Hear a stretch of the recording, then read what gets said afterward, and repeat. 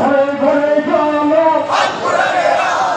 নারে তাকবীর নারে তাকবীর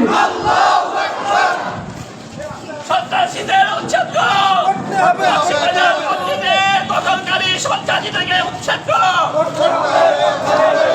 কোন মুসলমান মসজিদ ভাঙ্গাকে, মসজিদ দখলদারিত্বকে কখনো মেনে নিতে পারে না কথা ঠিক না। আমরাও তাই মেনে নিতে পারি না।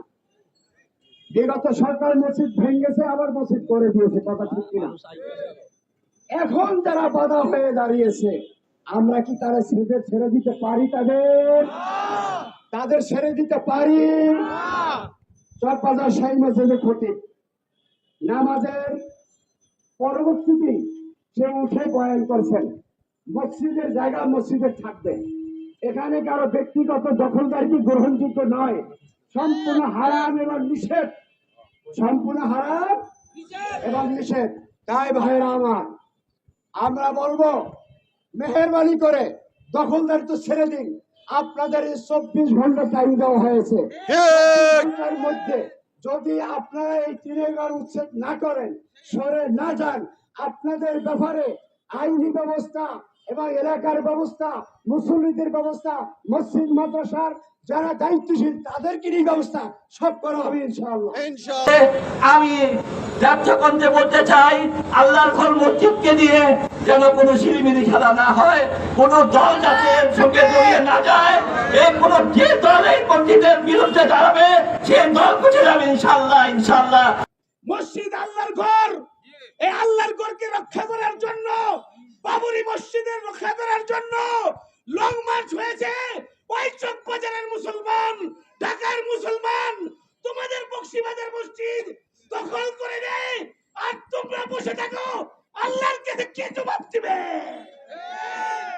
সম্মানিত মুসল্লিয়ানে কেরাম, মসজিদ যদি তাদের অধিকার হয়ে থাকে, তাদের দলিলপত্র থাকে, আমাদের কোনো আপত্তি নাই। মসজিদ যদি অর্থ করা জায়গা হয়ে থাকে, সেখানে মসজিদ দখল করে ঘর বানানো, এটা কত বড় অন্যায় কথা। মুসলমানের দেশে এই ফ্যাসিস্ট সরকারের পতনের পর আবার মসজিদ দখল হবে, এটা কি করে সম্ভব হয়? আমাদের ঐতিহ্যবাহী মসজিদ বক্সিবাজার জামে মসজিদ বিগত সরকার আমলে জনাব তাপস সাহেব এই মসজিদকে ভেঙে চুরমুর করে দেয়। আমাদের মুসলমানের হৃদয়ে রক্তক্ষরণ হয়। তখনই আমাদের এই তৌহিদি জনতা সকলেই আন্দোলন করেছিল। আরও একটা গোষ্ঠী, যে গোষ্ঠী মসজিদের সম্পদ দখল করেছিল দীর্ঘদিন, এখন আবারও তারা ওই সম্পদকে দখল করে রেখেছে। আজকে আমরা ওই মসজিদকে আবারও পুনর্বাসন করার জন্য তৌহিদি জনতার কাছে আমাদের আকুল আবেদন, সবাই একত্রিত হয়ে আন্দোলনে নামা এবং মিছিল নিয়ে যাওয়া। সরকার, বর্তমান যে সরকার আছে, উনার কাছে আমরা আবেদন করছি আমাদের এই মসজিদ যেন আবার পূর্ণ বহাল করা হয়। মসজিদের দখলদারিত্ব, বক্সিবাজার মসজিদ নিয়ে ষড়যন্ত্র,